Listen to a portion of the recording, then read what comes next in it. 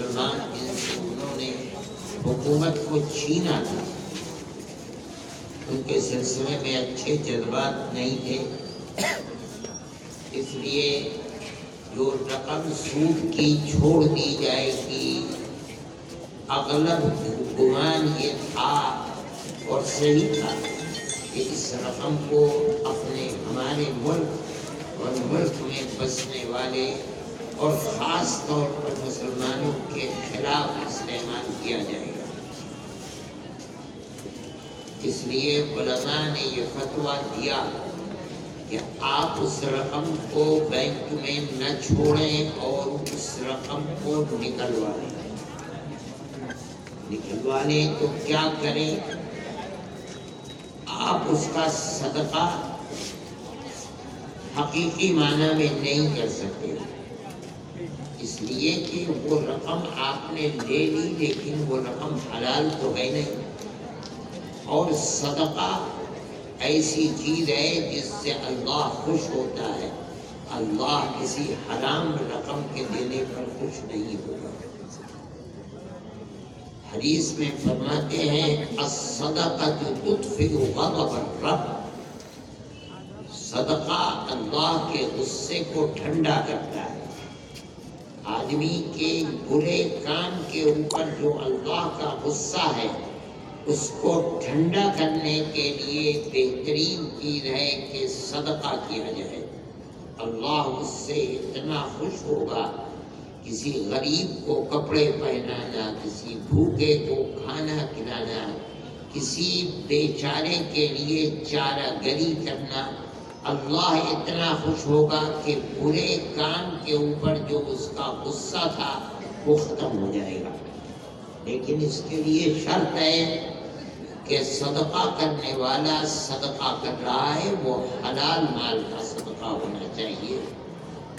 اگر حرام مال دے رہا ہے اور دے رہا ہے اللہ کی رضا کے لیے تو فقہا یہ کہتے ہیں کہ اس سے تو مال دینے والے کے کفر کا شک ہے، شبہ ہوتا ہے۔ ٹھیک ہے، حرام مال دے رہا ہے اور اس حرام مال سے اللہ کو راضی کرنا چاہتا ہے۔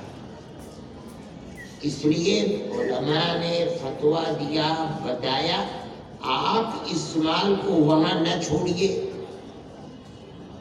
غریب کو دے سکتے ہیں لیکن ثواب کی نیت نہ کیجیے، دیجیے اور غریب کو دیجیے، جو نادار ہے اسی کو دیجیے، ثواب کی نیت سے نہ دیجیے، ضرورت کی نیت سے وہ ضرورت کو پورا کر لے۔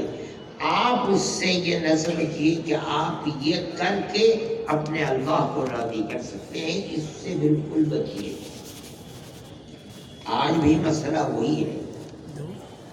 اصل بات یہ ہے کہ جو بات یہاں اس مجمع میں ہو رہی ہے، میں سمجھتا ہوں کہ سب سے بہترین مسئلہ یہ ہے کہ ہندوستان کی وہ درسگاہیں، وہ مدرسے جن پر قوم کو اعتماد ہے ساری دنیا میں، ایک فتویٰ اس گفتہ مرتب کیجیے، مرتب کر کے ان کے پاس بھیجیے، وہ لکھیں گے اس کے اوپر، آپ اسے پڑھ کے سنا دیجیے، لوگوں کو دے دیجیے، عام کر دیجیے، کسی جلسے کی ضرورت نہیں۔ لیکن میں وہ بات بتا رہا ہوں جو یہ مرکزی مدرسے فتویٰ دیتے ہیں، آپ دے سکتے ہیں، وہاں سے لے لیجیے، لے کر سڑک بنوانا ہے سڑک بنوا دیجیے، ٹوائلٹس بنوانے ہیں ٹوائلٹس بنوا دیجیے۔ یہ بھی فتویٰ ہے کہ غریب اور نادار کو آپ دے بھی سکتے ہیں۔ اب مسئلہ یہ ہے کہ آپ بچوں کی تعلیم کے لیے انہیں وظائف دینا چاہتے ہیں، ان کی فیس دینا چاہتے ہیں، کوچنگ کرانا چاہتے ہیں۔ مسئلہ یہ ہے کہ جو بالکل نادار ہے اسی کو دینا جائز ہے، اسی کو لینا جائز ہے۔ اگر